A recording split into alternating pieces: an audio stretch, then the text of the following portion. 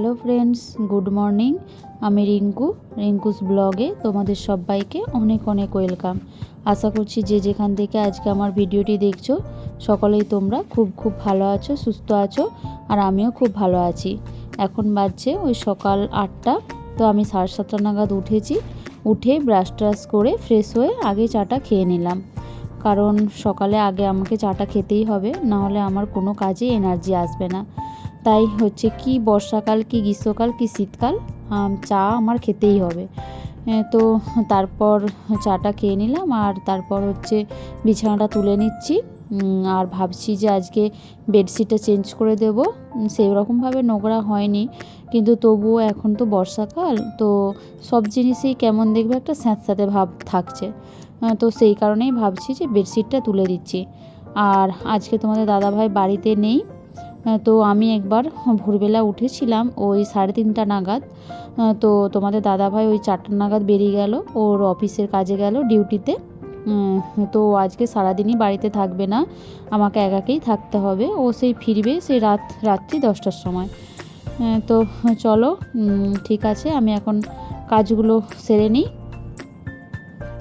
তো বাড়িতে আমরা 2টা মানুষ থাকি, তো তার মধ্যে একটা মানুষ আবার সারাদিনই বাড়িতে থাকবে না। তো কেমন লাগবে বলো? ভালো লাগে না, কিন্তু তবুও তো কিছু করার নেই, কাজ তো করতেই হবে, কাজ না করলে তো আর হবে না। তো এখানে যখন তোমাদের দাদাভাই অফিসে যায়, তো সকালে যায়, আবার দুপুরে আসে, ভাত টাত খেয়ে দিয়ে আবার একটু রেস্ট করে, তো আবার চলে যায়, আবার সন্ধ্যাবেলা আসে, চা খেয়ে আবার অফিসে যায়, তো 9টা-10টার সময় আসে আবার। তো এরকমও দিন যায়, হয়তো মানে রাত্রে খেয়ে দিয়ে শুয়ে গেছে, তো রাত্রে আবার ফোন আসছে যে ডিউটিতে যেতে হবে, তখন ওই ঘুম ঘুম চোখ নিয়েই বেরিয়ে যেতে হয়। তো এই হচ্ছে পুলিশের লাইফ, বুঝতে পেরেছো বন্ধুরা? আমাদের বিয়ে হয়েছে 3 বছর, তো তার মধ্যে 2 বছর 2 মাস মতো তোমাদের দাদাভাই চাকরি করছে।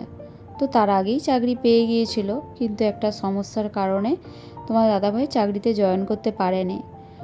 তো সেই বিষয়ে যদি তোমরা জানতে চাও, মানে কোনো কিছু যদি তোমাদের জিজ্ঞাসা থাকে, তো তোমরা আমাকে কমেন্ট করে জানাতে পারো। তো তোমাদের সাথে আমি এই বিষয়ে কথা বলবো।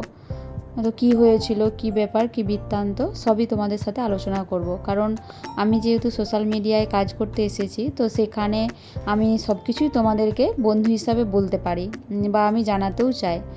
তো তোমাদের যদি জানার ইচ্ছা থাকে বা আগ্রহ থাকে, সেটা আমাকে জানাবে, আমি অবশ্যই তোমাদেরকে বলবো। তো তখন একরকম লাইফ গেছে, মানে যখন চাকরি পেয়েও মানে চাকরিতে জয়েন করতে পারছে না, মানে সেই লাইফটা যে কী, মানে সেটা শুধু আমরা দুজনেই জানি, মানে সেটা আর অন্য কেউ বুঝবে না। মানে যাদের সাথে এগুলো হয়েছিল, মানে তারাই বুঝবে যে কতটা কষ্টের একটা, এত কষ্ট করে পড়াশোনা করে মানে একটা চাকরি পাওয়া আজকালকার যুগের, তোমরা তো সবই জানো। মানে যাদের বাড়িতে কারো ভাই বোন দিদি বা ছেলে মেয়ে যাদের পড়াশোনা করছে চাকরি পাচ্ছে না, মানে তারা তো সবটাই জানবে, সবটাই বুঝবে যে আজকালকার যুগে একটা চাকরি পাওয়া কতটা কষ্টকর। তো সেই রকম আমাদের লাইফেও ঘটেছিল। যাই হোক, শেষমেশ তোমাদের দাদাভাইয়ের চাকরিটা হয়ে গিয়েছিলো। তো এখন সব কিছুই ঠিক আছে, মানে তখন একটা অন্য লাইফ ছিল, আবার এখন একটা অন্য লাইফ। তো তারপর তোমাদের দাদাভাই যখন ট্রেনিংয়ে ছিল, তখন তো আমি বাড়িতেই ছিলাম, একা একাই সব দিনগুলোই কাটতো, সেরকমভাবে ছুটিও পেত না বা বাড়ি যেতেও পারতো না, মানে ভীষণ খারাপ লাগতো। কিন্তু তবুও আর কি করার আছে, কিছু করার নেই। তো তারপর দেখো, তোমাদের সাথে কথা বলতে বলতে আমার অনেকগুলো কাজই হয়ে গেল। তো রান্নাঘরটাও একটু ডাস্টিং করে নিলাম, কারণ মানে কি বলবো, মানে সব দিনেরই একটু ডাস্টিং করতে হয়। আর যে ডিনার সেটটা দেখালাম তোমরা দেখতে পেলে, তো ওটা আমি কিনেছি। তো কেমন হয়েছে একটু জানিও। আর আমি দেখতে পাচ্ছি তোমরা ভিডিও আমার দেখছো, কিন্তু কেউ কিছু কমেন্ট করছো না। প্লিজ তোমরা একটু কমেন্ট করো, কেমন হচ্ছে না হচ্ছে, তো আমি তো কিছুই বুঝতে পারছি না।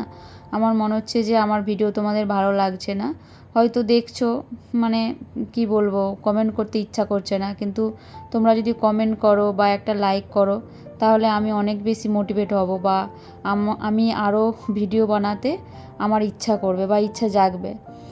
তো তোমরা একটু কমেন্ট করো প্লিজ। আজকে তোমাদের দাদাভাই বাড়িতে নেই বলে আমার অনেকগুলো এক্সট্রা কাজ হলো।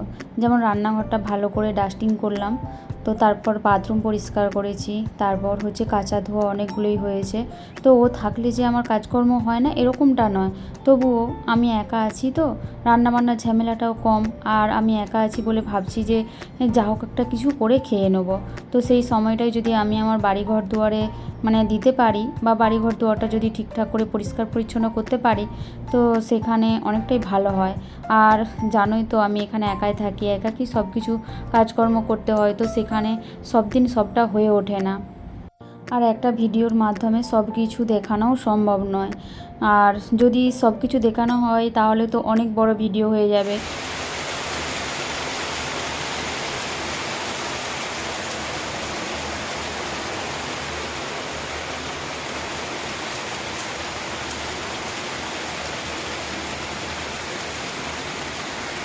আর তারপর দেখতেই তো পেলে ঝমঝমিয়ে বৃষ্টি শুরু হয়ে গেছে।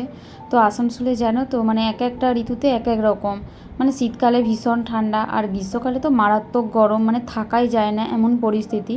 আর তার উপর আমরা তো তিনতলায় থাকি, তো এর ওপর কোনো বাড়ি নেই, ছাদ। তো ভীষণ গরম, মানে ভীষণ গরম, যার জন্যে আমাদেরকে এসিটা নিতে হলো। আর এখন বর্ষাকালেও দেখছি যে 2-5 মিনিট ছাড়া ছাড়াই বৃষ্টি চলে আসছে। তো যাই হোক, আমি তো পোশাক তো ভিজিয়ে দিলাম, জানি না রোদ বেরোবে কি না। তবু মানে যদি একদিন যদি কাঁচা কিছু জিনিস যদি ফেলে রেখে দিই না, তো তার পরের দিন অনেকগুলো হয়ে যায়। তো তোমাদের দাদাভাইকে তো সব দিনেরই বেরোতে হয়, তো ওর তো পোশাক তো মানে দিন দিন পরেই যায়, কি বলবো, আর মানে রোজই আমাকে কাচাকুচি করতে হয়। তো যাই হোক, আমি হচ্ছে পোশাকগুলো ভিজিয়ে দিলাম, আর এখন ঘর দুয়ারটা মুছেও নিচ্ছি। তো ঠিক আছে, তোমরা দেখতে থাকো ব্লগটা।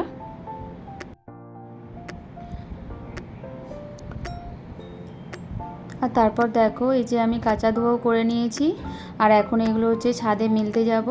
আর তোমরা দেখতে পাচ্ছ যে কীরকম বৃষ্টিটা হয়েছে, একদম ছাদে জল দাঁড়িয়ে গেছে। তো যাই হোক, আমি এখন ছাদেই সব কিছু মিলে দিলাম।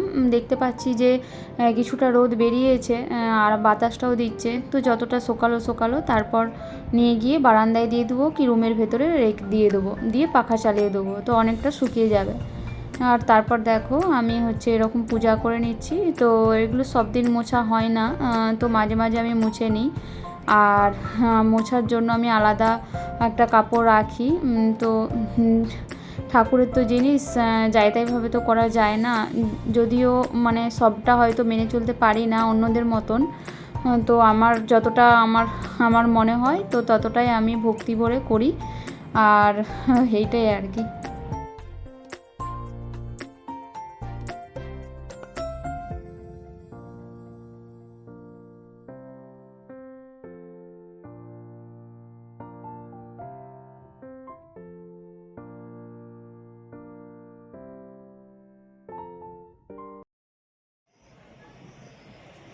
তো দেখো, আমি স্নান টান করেও নিয়েছি, আর পূজাও তো করে নিয়েছি, তোমাদেরকে দেখালাম। আর দেখো, আর এই যে ভাত বসিয়ে নিয়েছি। তো তোমাদেরকে তো বললাম যে তোমাদের দাদাভাই আজকে বাড়িতে নেই, তো আমি সেরকম কিছু রান্না করছি না, ওই সেদ্ধ ভাত করছি। তো ঠিক আছে, কি রান্না করছি বা কি খাচ্ছি সেটা পরে দেখাচ্ছি।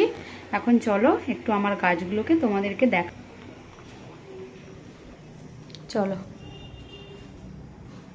এই দেখো গাছগুলো কত সুন্দর হয়েছে, কিন্তু একটাও ফুল আসেনি এখনও। তো যেখান থেকে গাছগুলো নিয়ে এসেছিলাম, তো ওরা সার দিয়েছে 3-4 রকমের। তো তোমাদের দাদাভাই সেগুলো ট্রিটমেন্ট করছে, মানে দিচ্ছে, কিন্তু ফুলটা যে কেন আসছে না জানি না। আর এই মানি প্ল্যান্টটা দেখো কত সুন্দর হয়েছে। আর রুমের ভেতরে যে মানি প্ল্যান্টগুলো রেখেছি জল দিয়ে, তো ওইগুলো হচ্ছে এই গাছটা থেকেই কেটে লাগিয়ে রেখেছে তোমাদের দাদাভাই, সেগুলো খুব সুন্দর হয়েছে। আর এটা হচ্ছে কামিনী ফুলের গাছ, এটা হচ্ছে বেল ফুল, আর এটা হচ্ছে জবা ফুল, আর এটা হচ্ছে গন্ধরাজ। তো এই দেখো, এটাই হচ্ছে আজকে আমার দুপুরের লাঞ্চের মেনু। এই আলু সেদ্ধ মাখা, বেগুন সেদ্ধ মাখা, ডিম সেদ্ধ, আর ওটা হচ্ছে ডাল সেদ্ধ আর আম। তো এই সেদ্ধ ভাতটা আমার ভীষণই ভালো লাগে খেতে। তো তোমাদের দাদাভাই খেতে চায় না, সেই জন্য আমার করা হয় না, তবে ও যেদিন না বাড়ি থাকে সেদিন আমি করে খাই।